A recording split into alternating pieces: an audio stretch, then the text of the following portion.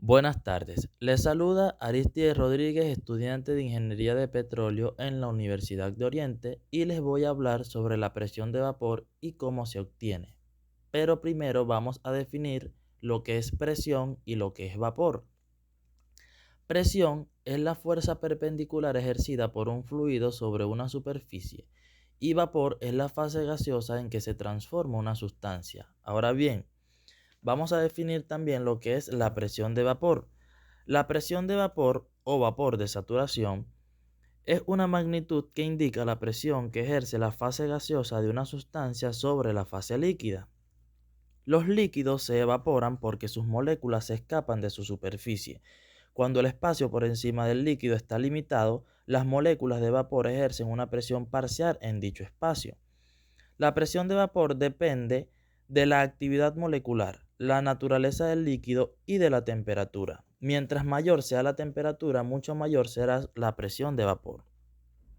El equilibrio de fases se alcanza cuando ambos fluidos coexisten, cuando la masa se mantiene constante, es decir, las moléculas que se evaporan se condensan de nuevo, de manera que las moléculas evaporadas son iguales en números que las condensadas, manteniendo así la masa del líquido y el vapor.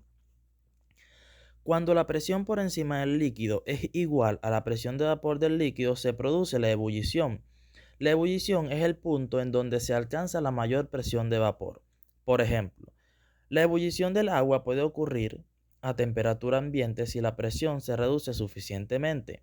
A 20 grados centígrados, el agua tiene una presión de vapor de 2451 kPa absoluta. En muchas situaciones de flujo de líquido, es posible producir presiones muy bajas en ciertos lugares del sistema. En tales circunstancias, las presiones pueden ser iguales o menores que la presión de vapor.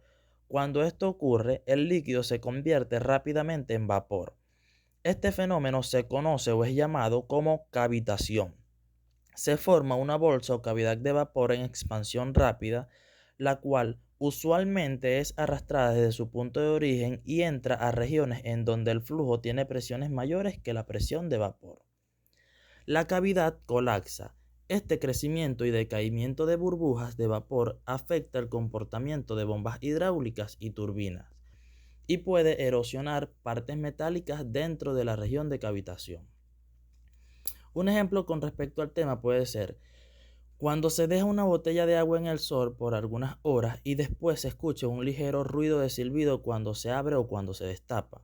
Esto se debe al principio llamado presión de vapor, ya que la temperatura ambiente es mayor que la de la botella en cuestión. El líquido comienza a evaporarse formándose en vapor, y al estar cerrada se crea una mayor presión. Ahora bien, ¿cómo se obtiene la presión de vapor? Existen varios métodos para obtener la presión de vapor.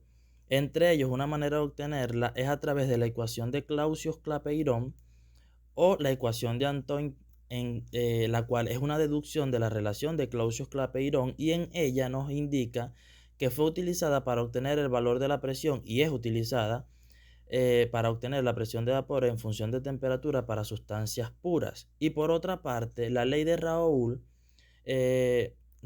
encontró que cuando se agregaba soluto a un solvente puro disminuía la presión de vapor del solvente, y entre más se agregaba, más disminuía la presión de vapor. Aunque la forma más sencilla para obtener la presión de vapor de una sustancia es a través de tablas termodinámicas en donde ya hay valores preestablecidos para valores de temperaturas dados. Gracias por su atención. Hasta aquí ha sido esta explicación sobre cómo obtener la presión de vapor. Gracias.